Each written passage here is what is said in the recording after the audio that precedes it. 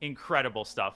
Absolutely incredible stuff. This is a masterclass. We get d4 on the board by Liem Lei of Vietnam. He yells on guard, Magnus Carlsen. What does Magnus do in response? Knight f6. Look at his clock. Yes, he's on time today, got the full complement. He used the old speedboat to make his way through the floods. Budapest has been hit, as well as other areas in Europe. We hope everyone's okay. On with this game here, round 8 of the Olympiad. We see c4 exploding the board. Magnus goes e6, knight f3, and d5. Mr. Solid. Who is this guy? Watch this. He goes c6, sets up the old pyramid, does a kind of mobot thing over the board. Arbiter has a quick word. Now we see bishop g5. Liem developing with a whoosh. Quietly, of course, they're in a playing hall. Knight bd7 from Magnus. e3 and h6 puts the question to that bishop. Also takes control of i5. The bishop drops back here. Bishop e7, rook c1, move 8. Magnus has castled. Look at his coach. Proud as punch. That's my boy. Now we see a3 on the board. a6. We want h3 here to complete that mini pawn push, rook tangle, pawn tangle thing. And now we see c takes on d5 though. We're disappointed by it. Pawn recaptures. Queen c2 played. And Magnus now drops everything back to the Etienne back row. Opens up an attack on that bishop on h4. But we don't see an exchange. It drops back here, leaving Magnus with the traffic jam. So he goes for the unravel with bishop d6. No, the bishop's not hanging. The knight is supporting. We see bishop d3 developing, and Magnus now takes, shatters the pawns. How do we recapture? Towards the center, of course. Chess 101. Magnus now goes knight df6, and listen to that bishop. Mushrooms. Sorry, wrong clip.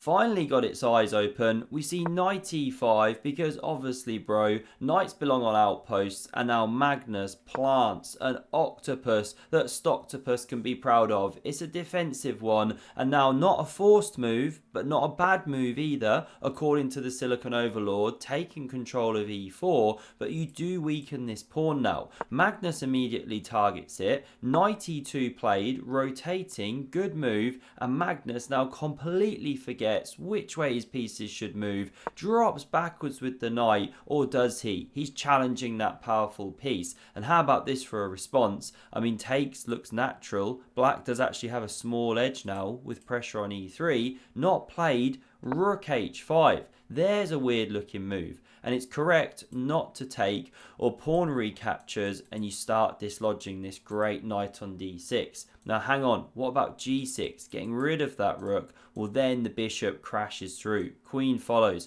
Massive checkmating party, as you can imagine. So instead we get a move that Hans Feingold would be proud of. Pawn to f6. Now we see takes on d7. Bishop recaptures. Magnus eyeballing the e3 pawn, and game gets a bit weird. Why do we not see queen d2 here? Not entirely sure. Liem had his reasons. Far better player than me. He goes for the old semi-Bong Cloud instead. Leans back, nodding his head like a kind of Giga Hikaru, and now Magnus has a tactic available but doesn't execute it. He instead goes f5.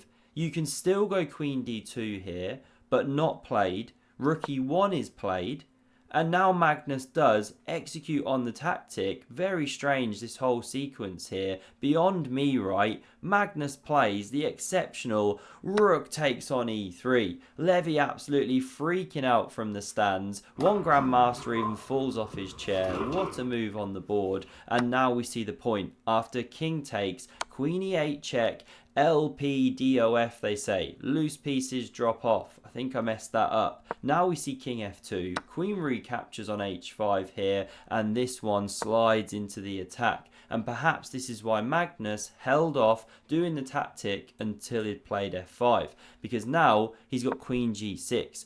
Nice defensive resource. The lateral rank opened up. Queen b6 is now played. Knight f4 was playable. Queen f6 the response. Magnus does it anyway here, improving the queen, getting out of this gaze, getting out of this possible attack, covering the dark squares. Queen c7 comes, bishop e8, now knight f4, and the game here explodes because after rook c8, queen attacked, something strange happens. Now, rumour has it that at this point the canteen opened for lunch. The smell of some cooking sardines wafted into the playing hall, down through the air vent, into the players' brains. Some fog for Liam Lee, because what he plays here is queen takes on c8. Mistake. Look at Stock Barnacle poop its pants. Simply queen b6 was better, and okay, you stand worse, but the game goes on.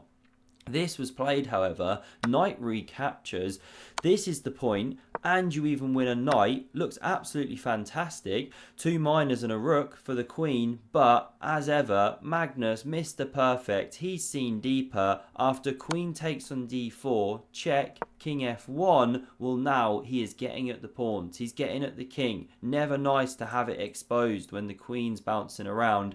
And after g5, how do you possibly save the bishop? Move the knight, this one drops off. Well, Liam has seen this. This is absolutely beautiful. What does he play? He goes rook f8, check. Very well done if that idea occurred to you. Now, the rook was not captured. If it is, then you go to fork Vegas and the queen's about to drop off next move. No good.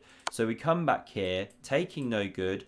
King g7, no good. You also run into the same fork, right? Can't come here, can't come here. We eliminated this and this. So this, the only move. Magnus, of course, plays it. And this is the follow-up. You check the king and defend the rook. It's scurrying away to d6. The bishop about to drop, but it just saves itself. Also picks up a pawn. However, Magnus gobbling on the queen side there, makes a little munching noise. He is now going to town on those pawns. f4 from Liam, looking for counterplay. King g1 preferred, you know, something like that. But instead we see this. Magnus takes on a3, not interested in capturing here, undoubling the pawns. He hits g3, the king covers, and now what do? With passed pawns, we push 'em, baby. Red carpet rolled out. Yasser Ross very happy when he sees this picture painted on the board. Knight e5 in response, and Magnus keeps pushing the juicer. It's running.